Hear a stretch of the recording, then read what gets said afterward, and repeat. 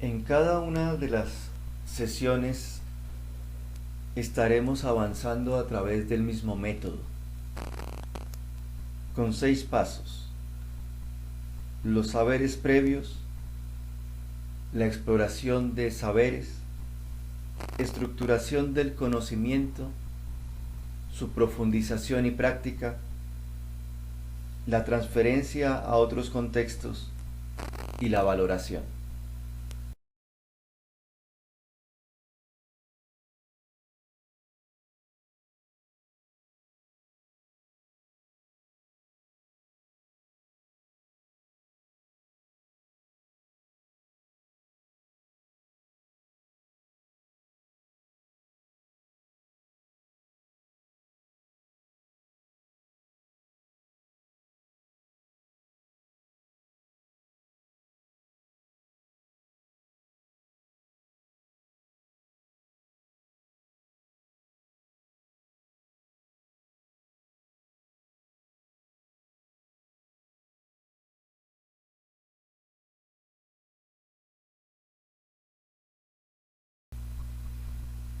La dignidad de la persona humana.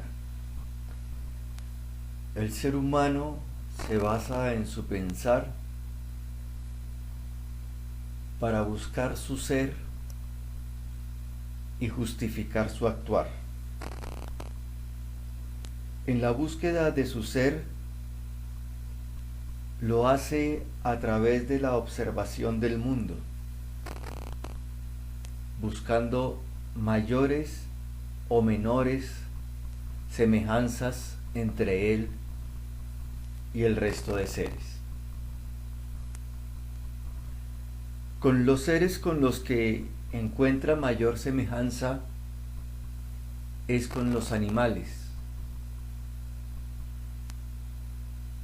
y mayor semejanza significa también encontrar diferencia.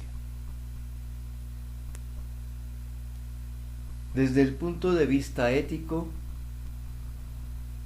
va a observar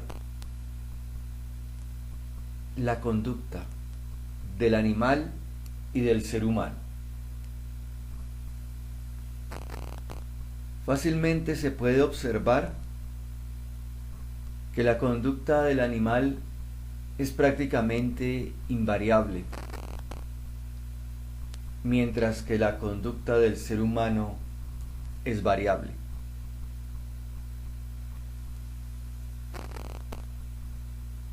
La justificación de la invariabilidad de la conducta del animal está en que el animal se orienta por sus instintos,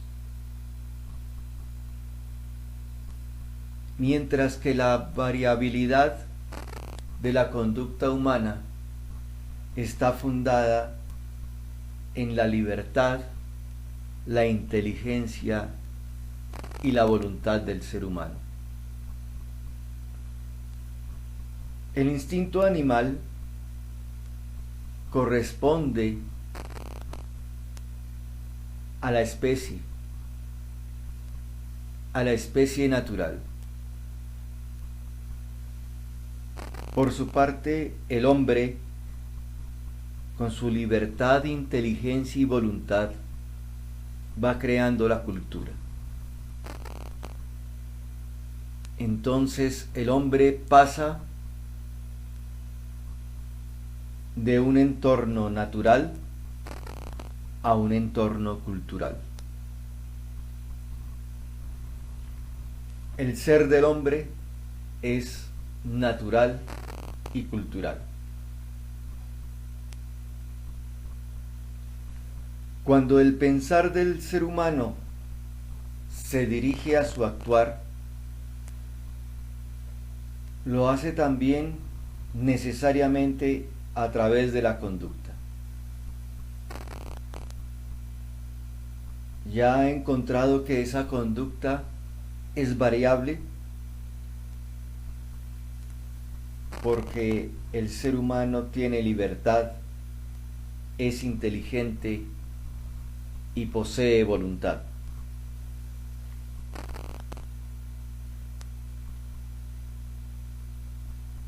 Al ser libre, puede darse cuenta, ser consciente de sí mismo y de los demás seres, hombres, animales y el resto del mundo. Puede comprenderse a sí mismo y comprender a ese entorno social, animal y mundial. Y también es responsable de sus actos.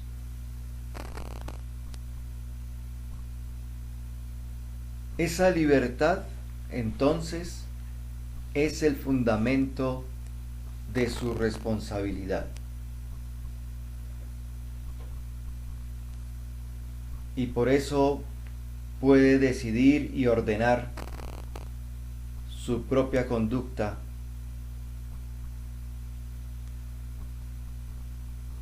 en medio del mundo.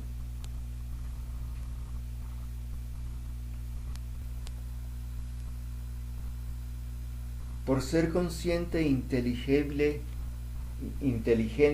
y libre, el ser humano es dueño y responsable de sus actos y de su propio destino.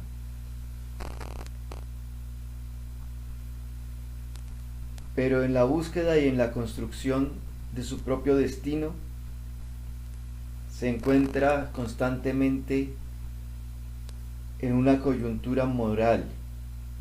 Tiene que decidir lo que debe hacer. Y no es suficiente entonces tomar cualquier decisión, porque la decisión ha de ser siempre justificada racionalmente.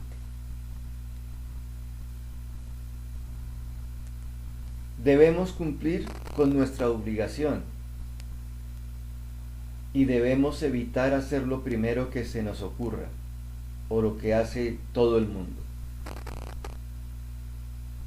Por eso reconocemos nuestro ser consciente, inteligente y libre, y descubrimos nuestro deber ser, nuestro destino, el cual construimos con nuestros actos. Entonces nuestros actos nos descubren nuestro deber hacer. Es decir, que al observar la conducta del hombre, la inteligencia nos descubre los deberes.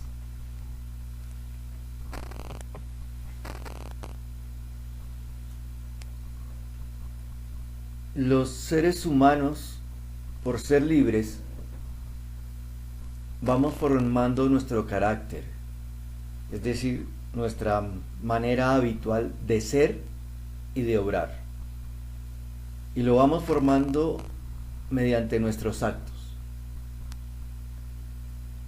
Ahora bien, la formación del carácter humano presenta una doble dimensión. En primer lugar, con cada acto elegimos entre varias posibilidades. Y en segundo lugar, con cada acto configuramos nuestra conducta habitual. De tal manera que obrando mal, adquirimos hábitos negativos, los llamados vicios, y nos hacemos personas malas o viciosas. Por el contrario, obrando bien, adquirimos hábitos positivos, llamados virtudes, y nos hacemos personas buenas o virtuosas. De esta manera, nuestras realidades morales, es decir, los actos, los hábitos y el carácter o personalidad configuran una estructura circular. Los unos engendran los otros y los otros originan los primeros. Nuestros actos originan nuestros hábitos y el conjunto de todos los hábitos, a su vez, contribuye a formar nuestra manera de ser, nuestro carácter o personalidad. Es decir, que nuestra personalidad, por una parte es fruto de nuestra manera de obrar y por otra, nuestros actos y nuestros hábitos no son otra cosa que manifestaciones de nuestra manera de actuar. Casi siempre actuamos de acuerdo con lo que somos. Pero atención, también hay que observar una particularidad de esta conducta humana. Lo negativo nos resulta fácil, mientras que lo positivo nos resulta difícil.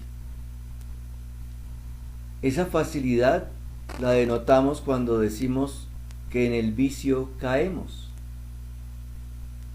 mientras que la dificultad no decimos que caemos por ella o en ella, sino al contrario, que a la virtud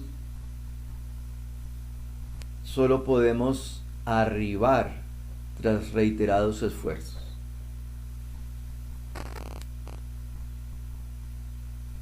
Sucede entonces que una adecuada conducta moral exige esfuerzos intelectuales y volitivos, es decir, de la voluntad.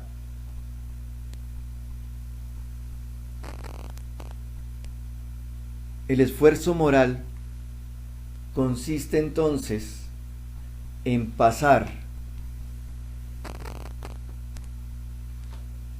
de los actos malos que han engendrado hábitos malos o vicios, a través de la realización de actos buenos para crear hábitos positivos o virtudes. En eso consiste la responsabilidad de la inteligencia y la voluntad. Por eso, la voluntad no puede ser apática, sin ganas. Por el contrario, debe estar animada, estar deseosa de superar la facilidad y esforzarse en la dificultad para ir cambiando positivamente, virtuosamente, nuestro carácter o personalidad.